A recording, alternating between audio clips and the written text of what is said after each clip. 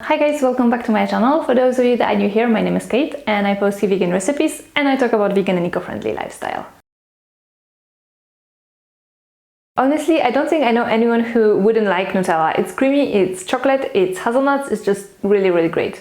However, if you look at the ingredients of Nutella or any other vegan version of those kind of chocolatey spreads, they contain so much sugar and so much oil, and they are really not that healthy. So I am working actually on a vegan Nutella recipe that will be healthy and will have no refined sugars and no oil. So if you're interested, make sure you subscribe to my channel because that should be up pretty soon.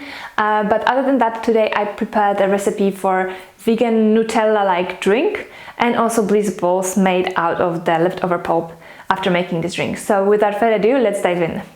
We will preheat the oven to 180 degrees of Celsius, which is about 360 degrees Fahrenheit.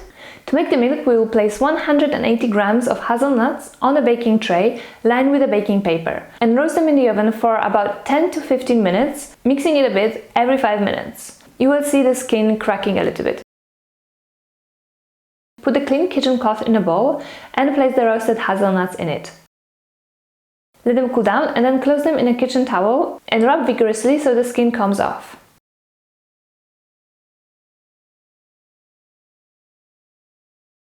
Some skin will probably be left on some hazelnuts, but that's completely fine. To speed up the process, you can also buy ready roasted hazelnuts.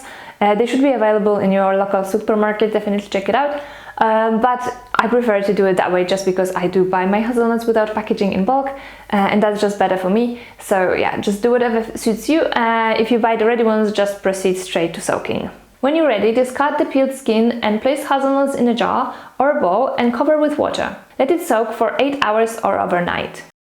Next up, we will drain hazelnuts and place them in a high-speed blender with 6 to 8 pitted dates, 2 teaspoons of cocoa powder and 3 cups of water. Then we will blend everything until smooth. At this point you can already try the drink. It's really delicious and very creamy, so if you like it that way, you can definitely stop the video here and just do that. However, if you want to make this more like lighter option of the drink that is more like a chocolate milk, then continue and then we'll make bliss balls as well. So then we will strain it using a nut milk bag or simply a clean cotton cloth.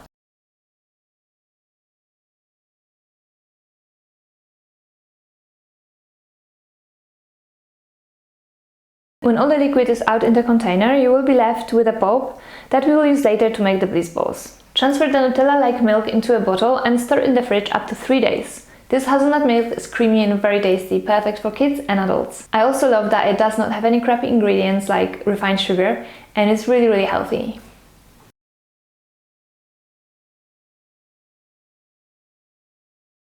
Next up, we will make the bliss balls using the leftover pulp from making the milk. We will start by soaking 6 soft pitted dates in a hot water for 15 to 20 minutes. In the bowl, we will place the nut pulp from the milk, dates and 1 tablespoon of cocoa powder. Using your hands, you should be able to break the softened dates apart and mix the ingredients together.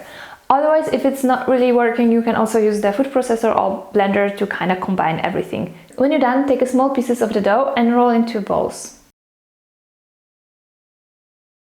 Then roll it in grounded nuts, dried raspberries, cocoa powder, coconut flakes or whatever else you think would go well with it. Those bliss balls should last you quite a few days when stored in the fridge. I cannot tell you exactly how long because I usually eat them within 2 days and I'm pretty sure it will be the same for you, so really it doesn't matter.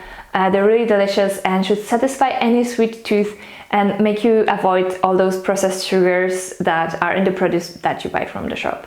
So if you like this video, please make sure you like, comment and subscribe because it really means a lot.